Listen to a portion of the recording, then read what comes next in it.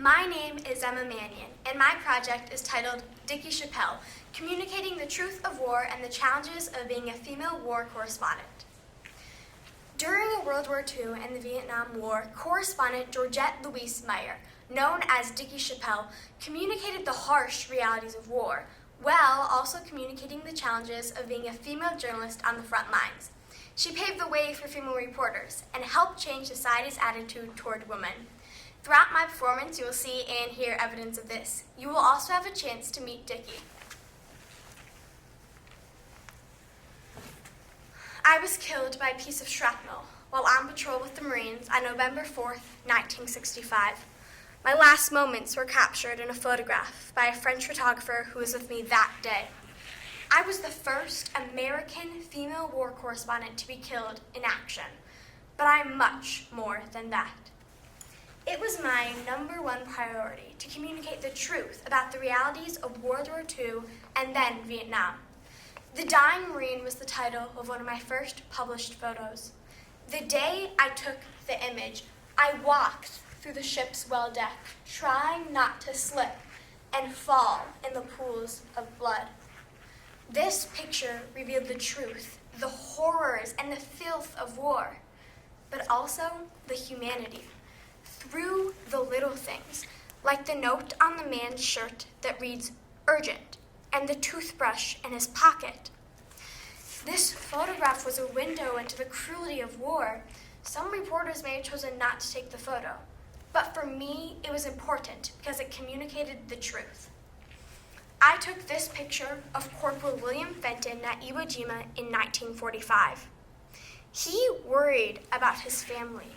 He worried about the enemy, and he worried about keeping his teeth healthy. War is measured by battles won or casualties lost, but the people fighting still have feelings and families, and they brush their teeth just like we do. I put a human face on the horrors of war. While reporting from the front lines of Okinawa, my photos about life in war were turned down by Life magazine because they were deemed too sensitive and dirty, so they fired me. I took the photos to convey the unfiltered realities of war. Think about it. A magazine literally titled Life fires me, a female war correspondent, because my photos are too much like real life. Isn't that ironic? Over the years, I gave speeches, wrote articles, and wrote a memoir. I wanted to share my determination to succeed as a woman. When interviewed by Mike Wallace on his radio show, he challenged me by asking whether being on the front lines and jumping out of airplanes was, quote, a woman's job. I responded that war is not a woman's place. There's no question about it. But as long as men continue to fight wars, I think observers of both sexes will be sent to see what happens.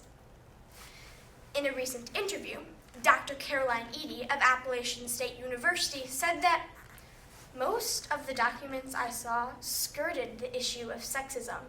You had to read the individual memoirs to hear the women saying, "They said I couldn't be on the front lines because I was a woman." This unwritten rule that female reporters weren't allowed to be on the front lines was embedded into the culture of the times. There was no rule that I couldn't be on the front lines, but it was conveyed through both actions and comments. I wrote in my memoir that every time I risk my life to follow my passion and communicate the truths of war, I'm ridiculed, shunned, and dismissed as being a woman without the strength or ability to do the job. I often communicated these challenges. I remember when I was arrested and lost my press credentials because I was deemed in the way of the war effort. But in reality, I was being overlooked because I was exposing the truth, and also because I did not fit into their idea of what and where a woman should be. "You can't arrest me," I told the authorities that day. "The story I wrote embarrassed an admiral. That's why you're arresting me?" "What? My press credentials are being revoked because you say I'm not allowed to be here at all?" When my press credentials were reissued, I traveled from unit to unit And as I did, I heard many men saying things like, "What the hell are you doing here?" and "Go someplace else." I eventually gained their respect and trust and wrote about this, saying that the sergeant seemed to see me for the first time. Soldiers finally started to recognize me for my courageous actions and relentless perseverance in trying to truthfully communicate their stories. However, these very strengths were the actions that led to my dismissal. I not only communicated the truth through my photography, but also through my writing. I remember an assignment I had for National Geographic in Vietnam. In the article I wrote, "In this deadly game of hide and seek, you feel joy at simple survival. Night fighting is sudden, vicious, deadly." This opened people's eyes to the horrors of the Vietnam War. I not only communicated the truth through my photos, but also through my words. In a PBS documentary, Joseph Galloway, a young buck who worked under me in Vietnam, was interviewed. Although I never mentioned him in my memoir, I had an influence on him.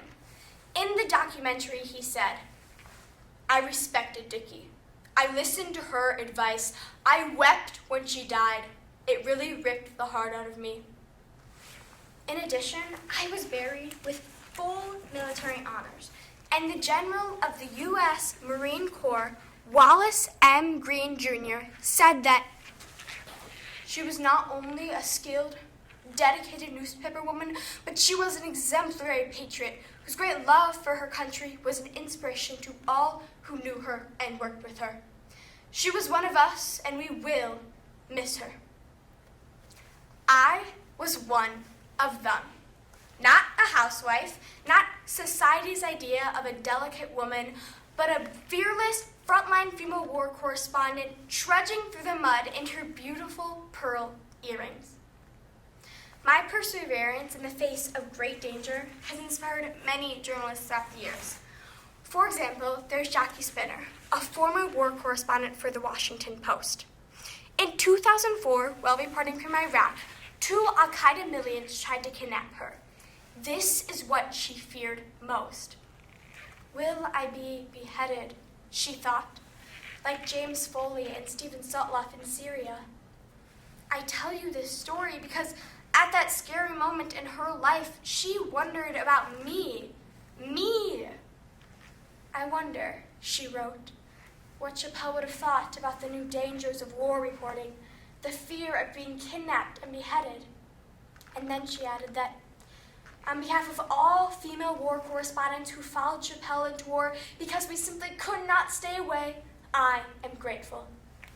I also inspired other journalists, including Rita Ellman, a producer for Matter of Fact with Soledad O'Brien. In a recent interview, Ellman said that Dickey Chapelle is a role model for me, and in my eyes is a role model for all journalists.